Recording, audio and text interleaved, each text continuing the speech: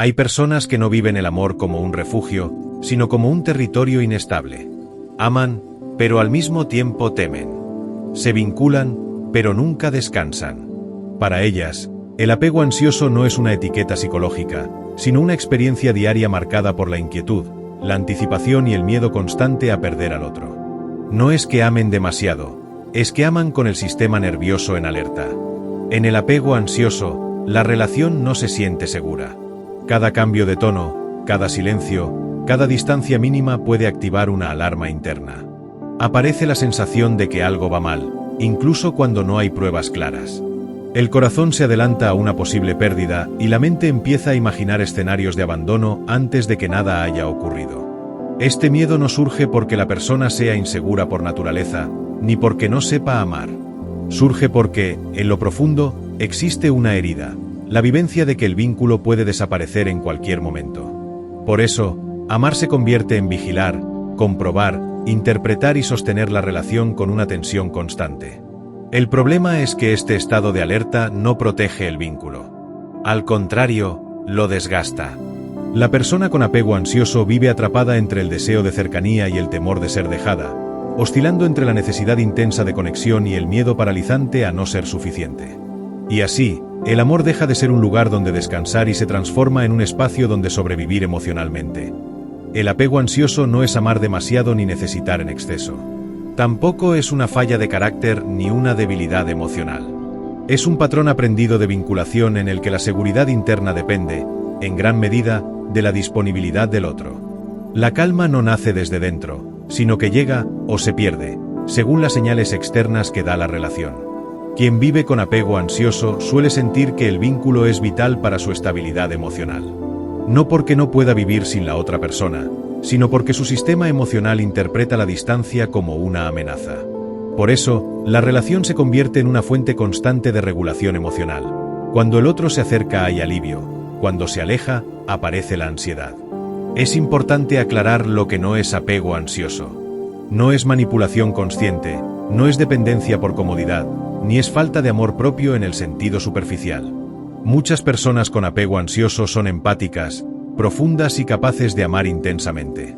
El problema no está en su capacidad de amar, sino en el miedo que se activa cuando el vínculo parece inestable.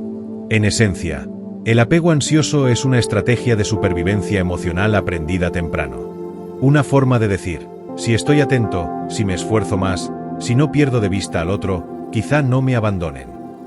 No nace del capricho, sino de la necesidad de asegurar el vínculo cuando, en algún momento, la seguridad no estuvo garantizada. El miedo al abandono no aparece de la nada en la vida adulta.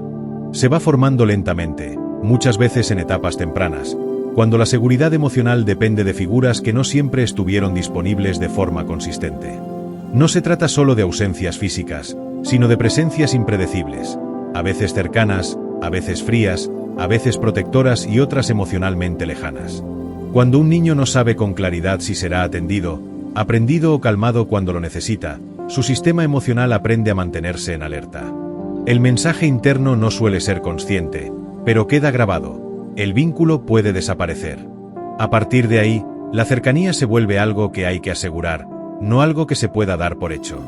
Este aprendizaje no requiere situaciones extremas. Basta con una repetición sutil, afecto condicionado, atención intermitente, cuidado mezclado con rechazo o invalidación emocional. El cuerpo aprende antes que la mente. Aprende que amar implica tensión, que depender emocionalmente es arriesgado, pero también necesario para sobrevivir. En la adultez, ese patrón reaparece en las relaciones íntimas. El miedo al abandono no se vive como un recuerdo del pasado, sino como una amenaza actual. La pareja ya no es solo la pareja, se convierte, sin saberlo, en el regulador principal de la seguridad emocional. Y así, el apego ansioso no busca amor en exceso, busca certeza, estabilidad y la tranquilidad que una vez faltó. En el apego ansioso, la atención no descansa.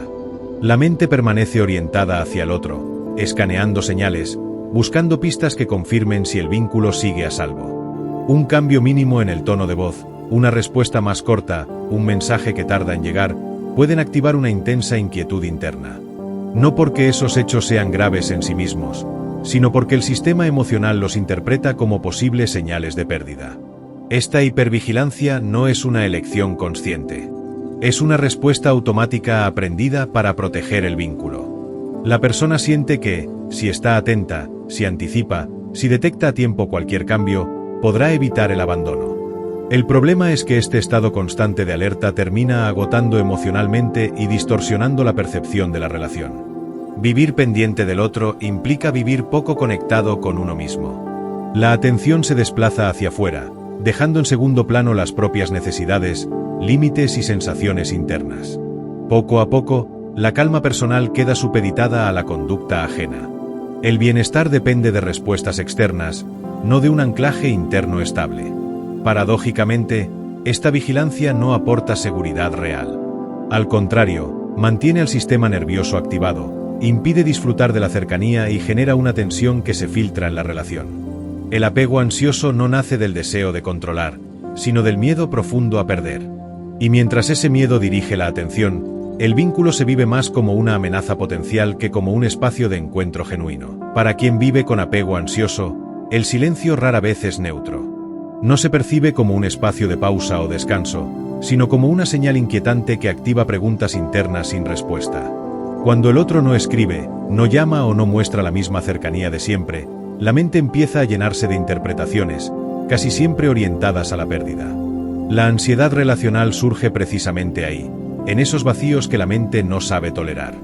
El silencio se transforma en rechazo, la distancia en desinterés, la autonomía del otro en una amenaza al vínculo. No porque sea lógico, sino porque el sistema emocional no distingue entre ausencia temporal y abandono real. Para él, toda separación duele como si fuera definitiva. Este terror al silencio empuja a buscar contacto constante. Mensajes, comprobaciones, intentos de reconexión inmediata. No es una necesidad de atención superficial, sino un intento desesperado de calmar una angustia profunda. La presencia del otro actúa como un tranquilizante emocional, su ausencia como un detonante de ansiedad. Con el tiempo, esta dinámica crea un desgaste silencioso. La relación empieza a girar alrededor de la regulación de la ansiedad, en lugar de construirse desde la libertad y el deseo genuino. El apego ansioso no teme estar solo, teme volver a sentir esa inseguridad primaria donde el vínculo parecía frágil y el silencio significaba peligro emocional. Cuando el miedo al abandono se activa, no se queda en el plano interno. Se traduce en conductas que buscan aliviar la ansiedad y asegurar el vínculo. Preguntar constantemente si todo está bien, necesitar reafirmaciones frecuentes, ceder en exceso, posponer límites o intentar agradar a toda costa son respuestas habituales. No nacen del deseo de manipular, sino de la urgencia de calmar una angustia profunda. Estas conductas tienen un objetivo claro: reducir la incertidumbre. En el corto plazo, a veces funcionan. Una respuesta rápida, una muestra de cariño, una confirmación externa pueden traer alivio momentáneo. Pero ese alivio es frágil. Dura poco, porque no resuelve el origen del miedo, solo lo anestesia temporalmente. Con el tiempo, estas estrategias suelen generar el efecto contrario al esperado. El otro puede empezar a sentirse presionado, invadido o responsable del estado emocional de la relación. Esto puede provocar distancia, reforzando justamente el temor inicial. Así se crea un círculo doloroso. Cuanto más miedo hay, más conductas de control aparecen. Cuanto más control, más distancia se percibe. El problema no es la necesidad de cercanía, que es humana y legítima. El problema es intentar sostener la seguridad emocional desde fuera. El apego ansioso busca tranquilidad en el comportamiento del otro, cuando la verdadera regulación necesita empezar dentro. Mientras la calma dependa exclusivamente del vínculo, ninguna conducta será suficiente para sentirse realmente seguro. El apego ansioso suele atraparse en una paradoja difícil de ver desde dentro. Cuanto mayor es el miedo a perder al otro, mayor es el impulso de aferrarse. Y cuanto más se intenta asegurar el vínculo desde la urgencia, más inestable se siente la relación. No porque el amor sea excesivo, sino porque el miedo empieza a dirigir la forma de vincularse. Aferrarse no siempre significa controlar de forma evidente.